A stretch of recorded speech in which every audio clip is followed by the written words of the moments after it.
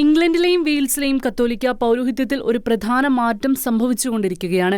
പൗരോഹിത്യം സ്വീകരിക്കുന്നവരിൽ ആംഗ്ലിക്കൻ പശ്ചാത്തലത്തിൽ നിന്നുള്ളവരുടെ എണ്ണത്തിൽ വർധനവ്. 1992 2024 ഇടയിൽ പൗരോഹിത്യം സ്വീകരിച്ച 3-ൽ ഒരാൾ ആംഗ്ലിക്കൻ പശ്ചാത്തലത്തിൽ നിന്ന് കത്തോലിക്ക പുരോഹിതനായി സേവനം അനുഷ്ഠിക്കുന്നുവെന്ന് സമീപകാല പഠനങ്ങൾ തെളിയിക്കുന്നു.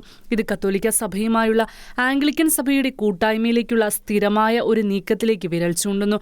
സെന്റ് ബർണബാസ് സൊസൈറ്റി നിയോഗിച്ചതും Benedict 16 centre for religion ethics and സൊസൈറ്റിക്ക് വേണ്ടി തയ്യാറാക്കിയതുമായ ഗവേഷണത്തിൽ കഴിഞ്ഞ 3 പതിറ്റാണ്ടുകളായി ഏകദേശം 700 മുൻ ആംഗ്ലിക്കൻ പുരോഹിതന്മാരും സന്യാസിമാരും കത്തോലിക്ക സഭയിൽ പ്രവേശിച്ചുവെന്ന് പഠനങ്ങൾ കണ്ടെത്തുന്നു. ഇതിൽ 16 മുൻ ആംഗ്ലിക്കൻ ബിഷപ്പുമാരും ഉൾപ്പെടുന്നു. 486 പേർ കത്തോലിക്ക പുരോഹിതന്മാരായും 5 പേർ സ്ഥിരം ഡീക്കന്മാരായും നിയോഗിക്കപ്പെട്ടു.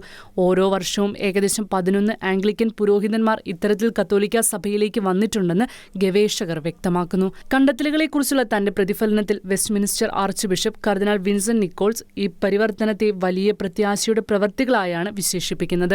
പ്രാർത്ഥന, ബോധ്യം, ക്രിസ്തുവിന്റെ സഭയിലെ ദൃശ്യമായ ഐക്യത്തിനായുള്ള ആഗ്രഹം എന്നിവയാൽ രൂപപ്പെടുത്തിയ ഒരു തിരിച്ചുവരവ്.